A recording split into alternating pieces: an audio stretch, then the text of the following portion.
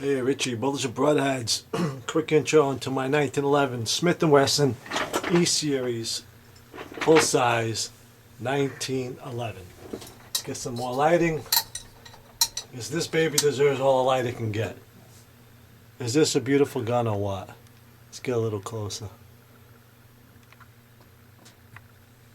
Now, this is the full size, 5-inch.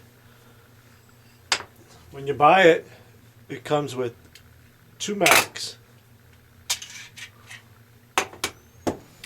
Now, I'm not 100% sure who makes these mags. They're decent looking.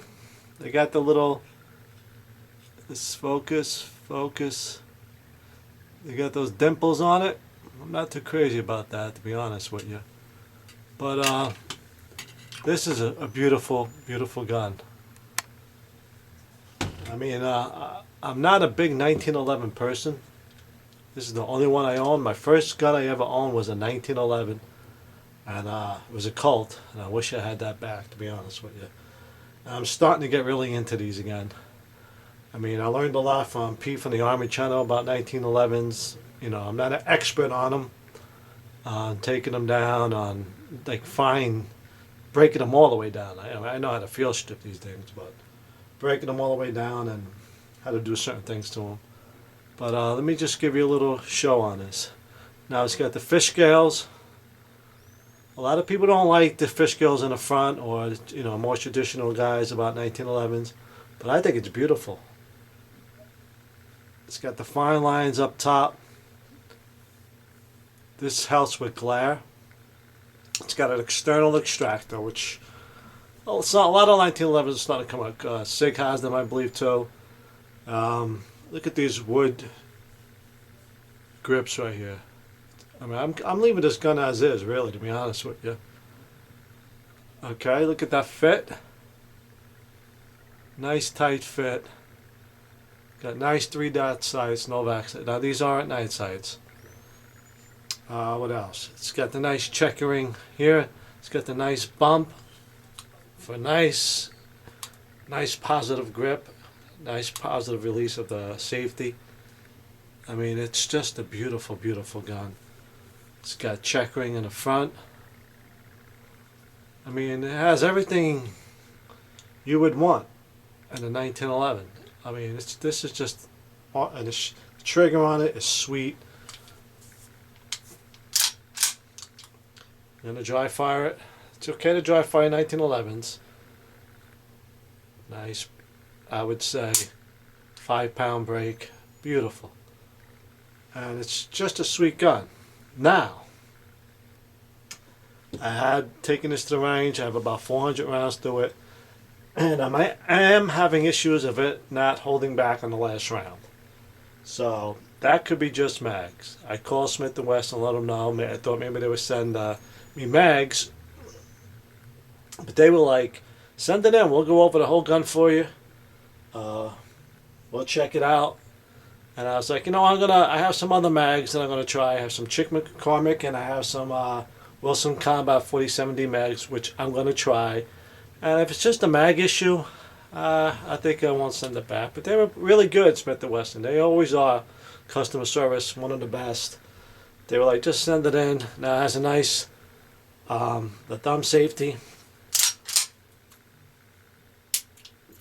Nice.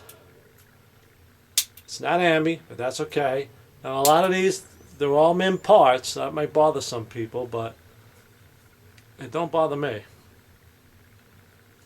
So a lot of people, when they have trouble too holding them back in the last round with 1911s, they upgrade to like a Wilson Combat, and that seems to help too. But it's just a sweet gun. It's a beautiful gun. I paid $870 a while back on Gun Broker for this. It's in New Jersey. 1911s are all guns are expensive in Jersey, and this is just a sweet, sweet, sweet gun. Absolutely love it. Nice beaver tail. I mean, what can't you not like about 1911s? They are probably the most beautiful, sexy guns in the world. And I'm getting another one. So I'm leaning towards a SIG, but if money's an issue, I'm going to go with a Rock Island and just make it a project gun. And learn on that gun, the ins and outs of a 1911. But like I said, I had some issues with the mags here, not holding back, and the more I shoot it, the worse it seems to be getting. So we'll see how that goes. Like I said, Smith&Wesson sent me a shipping label already. Email say take the gun back, send it back. We'll go over everything, and I might do that. But I'm gonna first take it to the range again. I'll videotape it, guys, and use the Chip McCormick Power Mags and the Wilson Combat 47D mags, and see how they run to the gun. So, quick look, Smith&Wesson E-Series 1911. Now, one last thing, guys. People want to call this the Series 70. I guess you can, because it doesn't have the safety in case you drop it.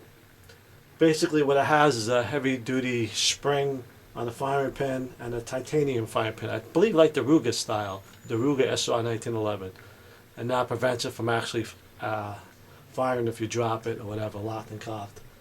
But it's just a sweet gun, beautiful, and I don't have nothing bad to say about it. Even though I'm having little issues, you know, that's common, especially with the 1911s, and all the issues can be resolved. And I think it's just a mag problem, so we'll find that out. But I might send it back to Smith&Wesson. We'll see. I'll keep you guys updated, but I just wanted you guys to see it. I really haven't done a video on this gun, you know, really, an intro to it. Just a beautiful piece of machinery. I mean, these things are a work of art. Take care, bullets and broadheads.